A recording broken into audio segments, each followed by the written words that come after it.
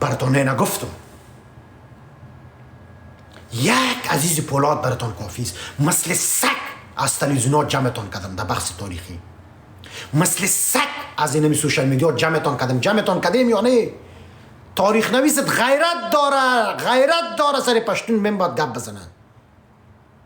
وایسایش پیش ماست که وزر کرد گفت عزیز لابت ماره. تاریخ نویس غیرتی داری که تمام روبرویش بساز. کتابدار منبعدار بیار، گپ وینی منبعدار بیار که ما مزه بشه دستش بتون. سکور از چپتون ساختیم و من با شما با شخصیت ما کوشش کردین صدمه برسانیم. شخصیت قومتون از بین میبرم.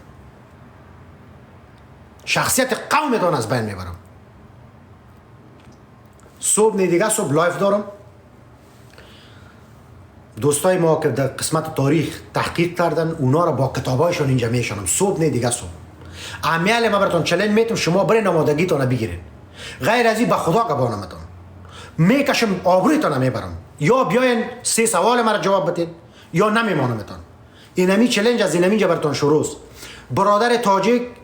ولو که در تاجیکستان هستی، در ایران هستی، در افغانستان هستی یا در هر نقطه کره زمین که هستی، برای ما قبل از سده 1900 قوم تاجیک ثابت بساز، یک فرهنگ تاجیک ثابت بساز، یک اراضی یا زمین تاجیک ثابت بساز، یک قماندان یا فرمانده تاجیک ثابت بساز یا یک لشکر تاجیک ثابت بساز. نساختی قبل از قرن 1900 یعنی یک سال 20 سال پیش نساختی. باز من صبح دیگه صبح کتت گپ میزنم. کتاب برای من میاری میگه عزیز اینی کتاب قبل از قرن 1900 است، اینی یکش نشان میدی، ورقش برای من در لایف کتا میسازم ویدیویت نشان میدی. میگه ما تاجیکا قبل از قرن 19 این قوم بودیم، کتاب برام نشان میدی. میگه که عزیز جان این ما تاجیکا قبل از قرن 19 فرهنگ داشتیم، این فرهنگ تاجیکی ورق برام نشان میدی. میگه عزیز جان ما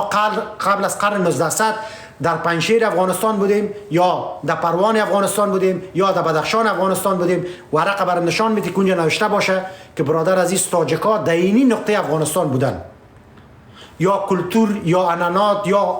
کدام قماندان یا کدام سپهسالار یا کدام لشکر تاجیک در ورق کتاب برام نشان میدی. ندادی نشان تازی. باز من میفهمم و صبح دیگه صبح مو تایم دلت از این کلب جور کردن بد نکنم. او تازی شما را مریض میسازم. این را به تضمین براتون میگم، به ضمانت براتون میگم. او یو ډیر خبرم ګران افغانانو تاسو ته لرم. زمون یو مشر ښاغلی نورزی صاحب 140 کاله خپل ارزښتناک عمر مصرف کړی دی او په 140 کالو کې موږ او تاسو ته د پښتو ژبې ډېر یو ستره دیکشنري جوړه کړې ده چې تقریبا ډېره غټه ده. د پښتو ژبې دا ګرد لغات راټول کړي دي. دا دومره ستره دیکشنري نه د انګلیسي سته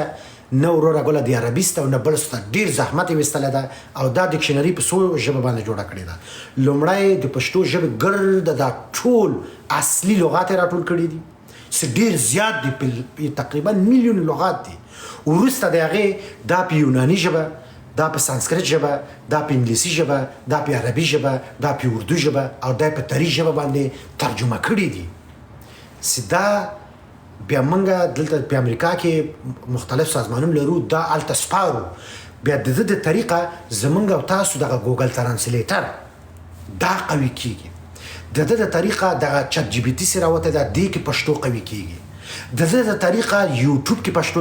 قوي کېږي. په مجموع کې په سوشل میډیا کې زموږ او تاسو پښتو ژبه قوي کېږي. دغه کتابونه چې دوی واخلي بیا دغه لغات په ګوګل کې او په مختلفو تکنالوژیکي بخشونو ته ورکوي. بیا زموږ ژبه قوي کېږي چې هر رقم لغات د نړۍ وغواړي هلته بیا پکې راوځي. ګران افغانانو موږ په دغه سوشل میډیا کې یوازې نه یم، دلته ډېر قوي ټیم موږ لرو. منګه په ګوګل ترانسلیټ کې دومره ډېر شیان اضافه کړي دي چې حیران پاتې شي. دا ګوګل ترانسلیټ چې ته لیکې دا استفاده کوي دا اسانه نه ده جوړ شوی. دې باندې کار شوی دی، دې باندې زحمت ویستل شوی دی. دا ګوګل ترانسلیټ چې ته ګورې یا چت جی پي ټي چې تا ته یو شی په انګلیسي وایي په پښتو یې ترجمه کوي، دا یې تا ته اسانه نه کوي. دا په بیکګراوند کې کوټې کار غواړي، کلونه زحمت غواړي. هلته اپروول غواړي، ایمیلونه غواړي، درخواستونه غواړي، کوشش غواړي. دا په اسانه نه دی جوړ شوی یا په یوټیوب کې وروره ګوره پښتو کپشن راغلی دا اسانه نه دی راغلی دا دانه دانه لغت به هلته پکې ورځی په ځای کوي په تاریخ کې زمونږ پښتنو ته دومره قوي کار چا نه ده کړی لکه د نورزي صاحب قنداري صاحب سې کړی دی 41 کاله ډېر اوږد عمر ده زه دغه 15 کاله یم هغې 41 کاله زحمت ویستلی اوس سړی او یا کلن ده قربان مې د ګیره سم دا به د خیره سره دلته په غټو غټو سازمانونو کې خپورو یو بل شی زه تاسو ته ووایم دغه د امریکا د انوي ته اوس ورسه د پښتو اپلیکیشن پکې پروت ده دا چا وکوي زه لاړ سه خپلې مېرمنې سره خپل زویجان سره دی خپل ماشوم سره دی شفاخانې ته ورسه امریکا ته ورته زه پښتو ترجمان غواړم عاجل یک تا ته راځي دا چا کړی دی آنلاین دا خو کار غواړي یارانو دا خو کار غواړي و همدغسې په محکمو کې په نورو بنسټونو کې کار سوی دی زحمت ویستل دا یوازې میډیا نه ده یاره پخوا به یو پښتون بیچاره راغی شفاخانه کې به ولاړو خپل درد به ویلی نه سو رسمي ترجمان یا ترانزلیټر به نه و اوس ستا ده تا ته په خپله خوږه پښتو باندې په ترافیکو ریاست کې د کار بند وي په محکمه کې د کار بند وي په صحت بخش کې د صحي بخشونو کې د کار بند وي نور بخشونو کې د کار بند وي ته ولاړ څه وروره غله په پښتو باندې وغږېږه هر ایمیګریشن بخش کې ایمیګریشن ورته آی نیډ پښتو ترانزلیټر مین هر چېرته چې ورسي دا جوړېږي انشاءالله په اروپا کې هم همدغسې شوی دا نور هم قوي کېږي حتی روسیه کې به دا کار کېږي انشاءالله دغه پښتو ترجمان ترانزلیټر چې زنګ وایي دته پښتنو ته کارونه را پیدا کېږي دا کار چې کېږي دا خو اسانه نه کېږي دا سهولتونه چې راځي پښتو به د خیره دومره نړیواله کېږي پخوا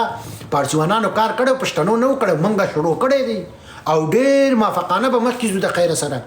داسې یاپونه به راوځي چې خولې هم واضح پاتې شي د پښتو ژبې دا خو موږ ځان ته نه ده کړی دا قام ته کړی دی او دا به د خیره نور هم رغوو نور به هم قوي کوو نور به هم ستروو دلته موږ کتابتونونو سره خبرې کړې دي برنامې هم جوړې کړې دي پروګرامونه هم تنظیم کړي دي موږ خپل آثار هغوی ته ورکوو زموږ او تاسو تقریبا 1.5 لرغوني آثار زموږ او تاسو وروره ګوله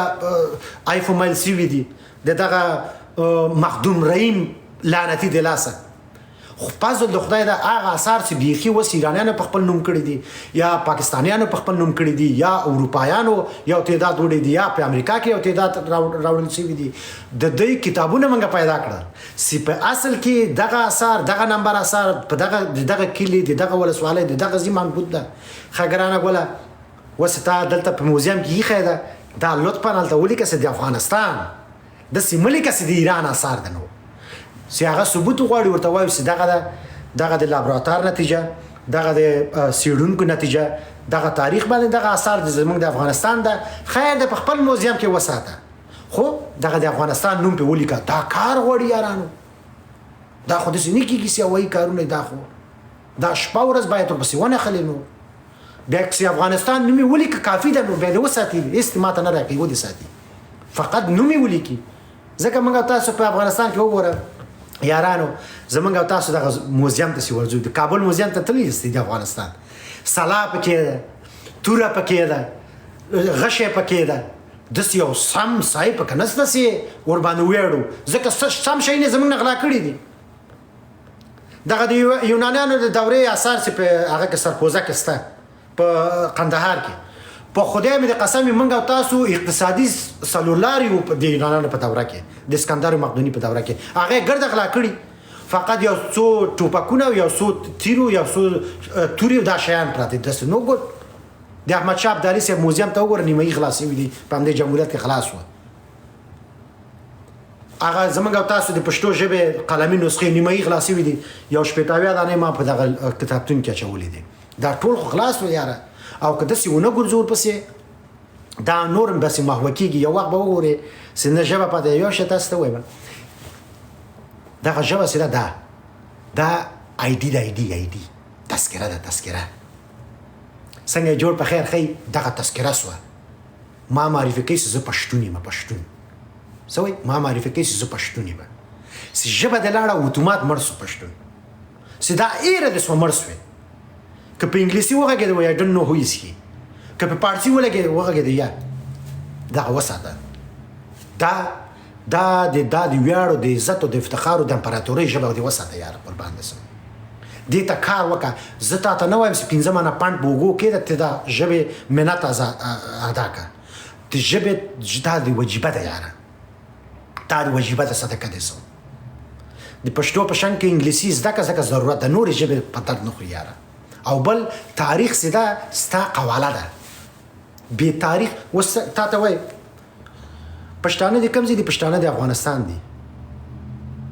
قواله راکړه ستا قواله څه ده ستا قواله تاریخ ده داسې ورته په مخ کې ږدي دغه ده ورته زما قواله دغه مثال